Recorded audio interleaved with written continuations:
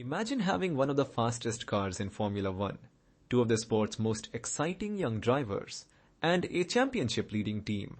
Now imagine being willing to disrupt all of it for one driver, Max Verstappen. So why would Mercedes even consider him? That is the question sitting underneath every paddock conversation, every team principal press conference, and every driver market rumor circulating through the Formula One world right now. Mercedes has built something remarkable under the 2026 regulations. George Russell is performing. Kimi Antonelli is delivering.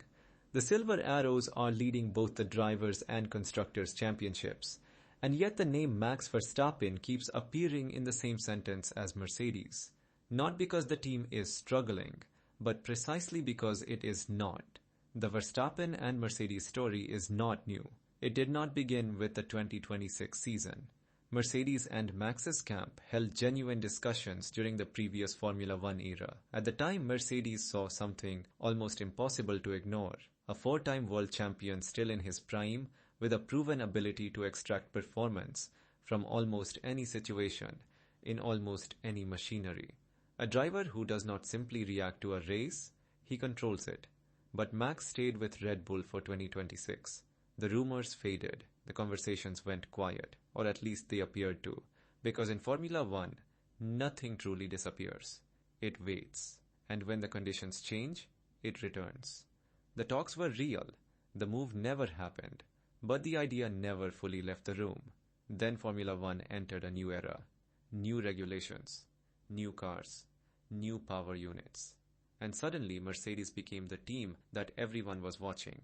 The Silver Arrows found themselves at the front of the new Formula One order with a level of pace and consistency that reminded the paddock of their dominant years. George Russell and Kimi Antonelli were leading the championship battle. Meanwhile, Red Bull struggled to find the same level of consistency they had enjoyed in previous seasons. That changed the question entirely. It was no longer simply whether Max could win at Mercedes. It became something more significant. Could Mercedes give Max an even better chance to win than Red Bull currently can? Ferrari has been closing the gap to Mercedes, which means the picture is not settled. But right now, Mercedes is the benchmark. And that matters enormously when you are trying to understand why this conversation keeps coming back. Mercedes does not need just another fast driver. It needs to understand what Max Verstappen could actually do with a championship-winning machine underneath him. Because Max has spent years turning difficult situations into extraordinary results. He reads races differently from almost every driver on the current grid. He manages tire degradation with a precision that consistently extends strategic windows. He adapts mid-race to changing conditions. And when the car is not perfect, when the balance is wrong or the strategy is compromised, he can still find time that other drivers simply cannot locate. That is why a Verstappen and Mercedes partnership is so fascinating to analyze.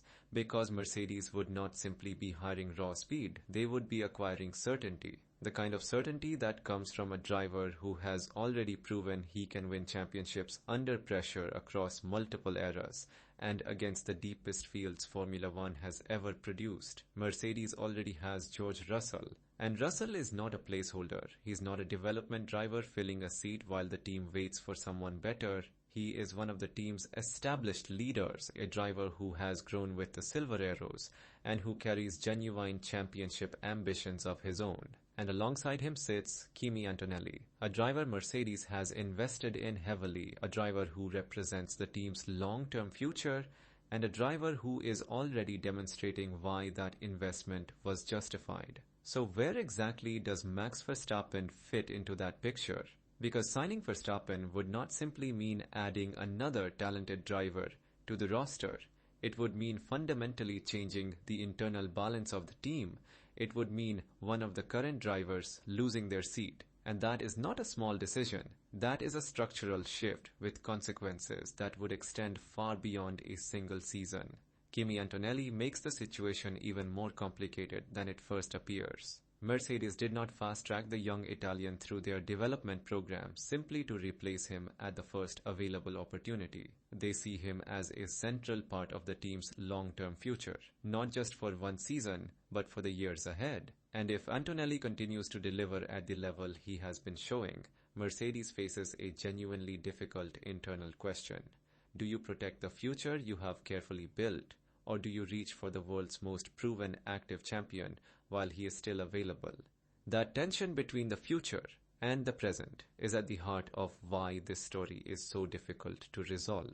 Antonelli represents what Mercedes is building. Verstappen represents what Mercedes could have right now. Both answers have merit. Neither answer is simple. Then there is Toto Wolff, the man who has already been at the center of the Verstappen conversation more than once.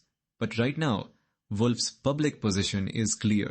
In June 2026, he stated that Mercedes was very happy with Russell and Antonelli and did not want to change the lineup. And that matters, because this is not a team desperately searching for a solution to a problem.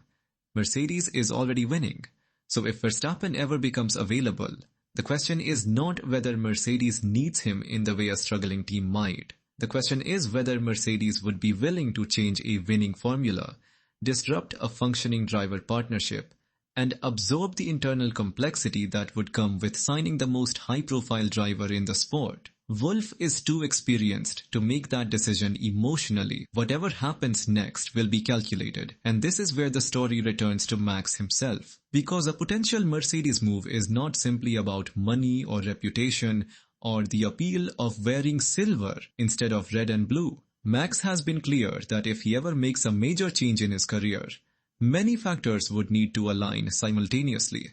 The environment, his future beyond racing, his life outside of Formula One, and of course the genuine chance to compete at the very front of the grid. He has described his Red Bull environment as feeling like a second family. That is not something you walk away from lightly, regardless of how attractive the alternative appears on paper. So Mercedes would need to offer more than a fast car. It would need to offer a complete environment, a future, a sense of belonging that matches what he already has at Red Bull. That is a much harder thing to manufacture than a competitive lap time. And here's the central irony of this entire situation. Mercedes could win the championship without Max Verstappen. If Russell and Antonelli continue to perform at their current level, the team has everything it needs to dominate the 2026 season and potentially beyond. So why would they risk destabilizing something that is already working? Because Formula One is never only about winning today. It is about controlling tomorrow.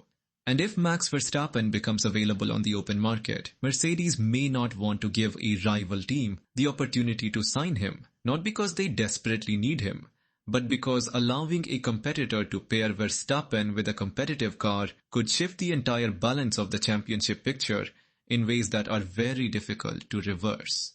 Sometimes the most powerful moves in Formula One are the ones made to prevent someone else from making them first. So maybe Mercedes does not need Max Verstappen. Maybe that has always been the wrong question. Maybe the real question is whether Mercedes can afford not to have him if he becomes available. Because one thing is certain, if Max Verstappen moves to Mercedes, it will not simply change Mercedes. It will change Red Bull. It will change George Russell's position within the team. It will change Kimi Antonelli's trajectory. And it will send a shockwave through the entire Formula One grid that no team will be able to ignore.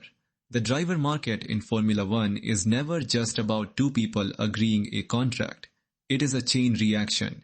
Every move triggers another. Every decision closes one door and opens three more. Max remains contracted to Red Bull through the end of 2028, but contracts in Formula One have always had a way of becoming more complicated than they first appear. And there's another team watching all of this very carefully, McLaren.